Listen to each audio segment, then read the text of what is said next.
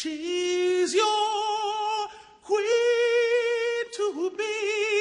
It's 1988.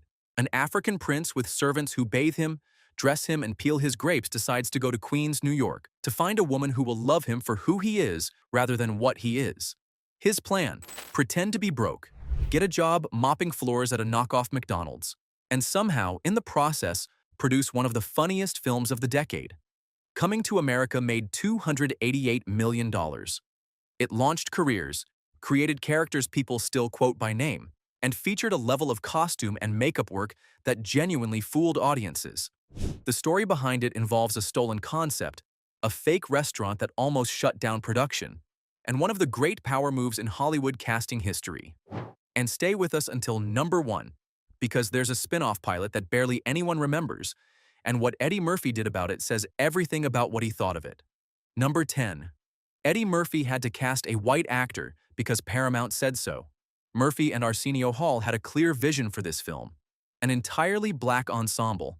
Not mostly black, all black. No exceptions. Paramount said no. The studio flat out refused to greenlight the movie without a white actor in the cast. Murphy and Hall pushed back. The studio held firm. So Murphy made a decision. If he had to cast someone white, it would be someone he genuinely respected. According to Hall, the studio sent a short list of names. They picked Louis Anderson. Murphy later recalled the reasoning simply: Louis was funny. They knew him. He was cool.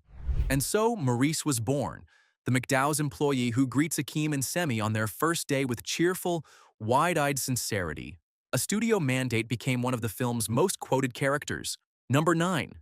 Rick Baker started doing Eddie Murphy's makeup at 4 in the morning. Every single day they shot the barbershop scenes, legendary makeup artist Rick Baker and his team began work at 4 a.m. Custom prosthetic pieces for Murphy's forehead, cheeks, chin, and neck. Each one had to blend perfectly. No seams, no visible edges. Age spots layered in by hand. Specific shading to make everything move naturally when Murphy spoke. The hardest element was always the eyes. Latex can hide decades of age. Eyes cannot. Baker used strategic shadowing to make Murphy's 27-year-old eyes read as though they'd spent 80 years in an argument about Joe Louis. The result was so convincing that audiences genuinely believed the studio had hired a random elderly man. Baker received an Academy Award nomination for his work. Murphy received 4 hours in a makeup chair before dawn. Number 8. Arsenio Hall played more characters than Eddie Murphy. His own mother didn't recognize him. Everyone remembers Murphy disappearing into Akeem, Clarence the Barber, Randy Watson, and Saul. That's 4. Arsenio Hall played Semi, the opinionated barber, the sweating Reverend Brown, and the aggressively unhinged woman at the club who corners Akeem and will not take no for an answer. Hall has said creating that last character was one of the strangest and most enjoyable experiences of his career. When the film came out, his mother called. She didn't recognize her son on screen and wanted to know if he was all right. She was genuinely concerned by the character. She described it as someone who looked like they would fight you in a parking lot. Hall took that as a compliment. When your own mother doesn't recognize you and is mildly alarmed by what she's seeing, you've done something right. Number 7. James Earl Jones almost said no because he was afraid it would destroy his reputation. The role of King Joffrey feels like perfect casting now. It did not feel that way to James Earl Jones at the time. His entire career was built on gravitas. Shakespeare, Darth Vader, the kind of voice that commands silence in any room it enters. Playing a comedic African king in an Eddie Murphy movie, he genuinely worried it would undermine everything he'd built. Director John Landis made a specific argument. The king isn't the joke. The comedy happens around him, not because of him. Jones agreed with one firm condition. He would play it completely straight. No winking at the audience, no mugging. That decision is exactly why the character works. King Joffrey doesn't tell jokes. He is attended by servants who throw rose petals at his feet and wipe his mouth after every bite, Darth Vader demanding his bathing robe. Jones played it like Shakespeare. That's the joke. Number 6. Nile Rodgers wrote the Soul Glow jingle. People went to stores looking for the product.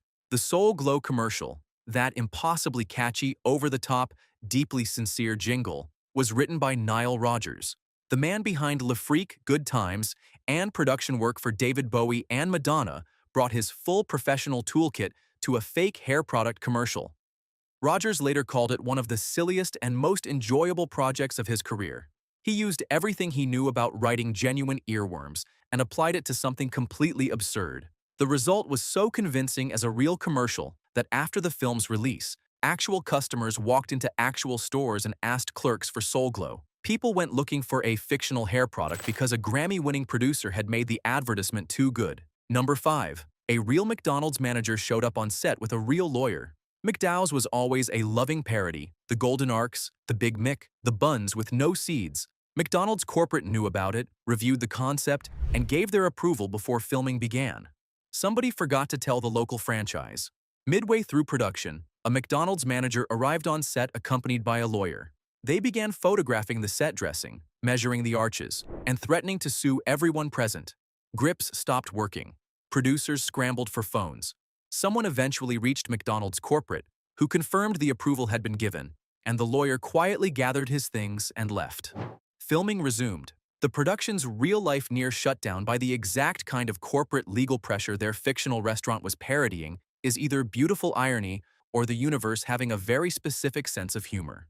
Number 4. Trading Places and Coming to America exist in the same universe. Director John Landis and Eddie Murphy had already made Trading Places together in 1983. When they reunited for this film, they brought Ralph Bellamy and Donna Meche back to briefly reprise their roles as the Duke brothers, the villains of Trading Places, last seen utterly destroyed after their scheme collapsed.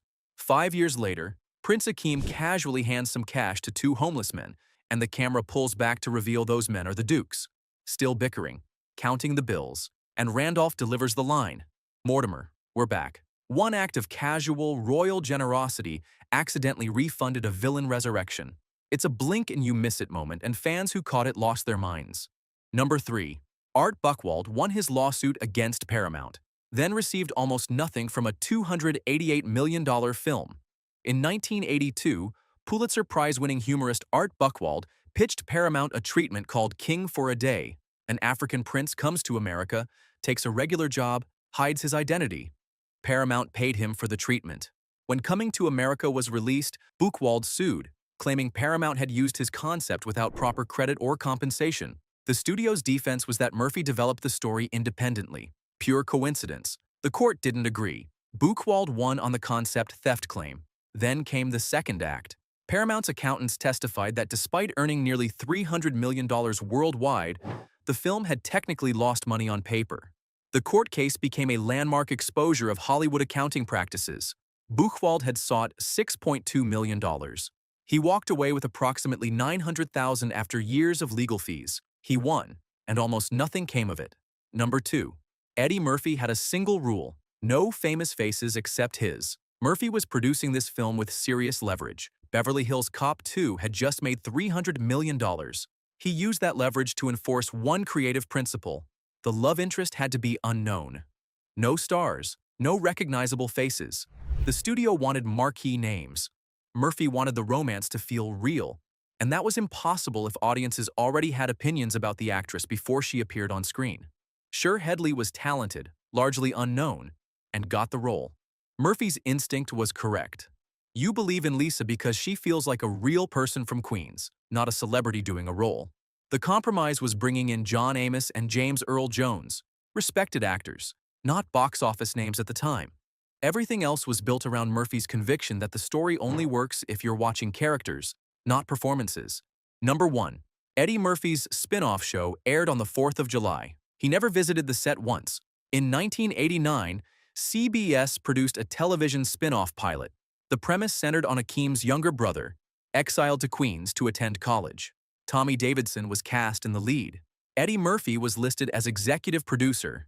The script was described by Murphy's own television VP as simply horrible. The jokes were wrong. The tone was wrong. None of the original film's warmth survived the translation. CBS knew exactly what they had. They scheduled the pilot for August 17, 1990, a summer Playhouse anthology slot, the network's designated graveyard for projects nobody believed in. It aired once. It was never picked up.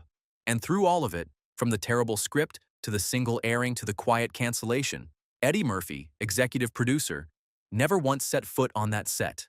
Not for a day. Not for an hour. His name was on the production.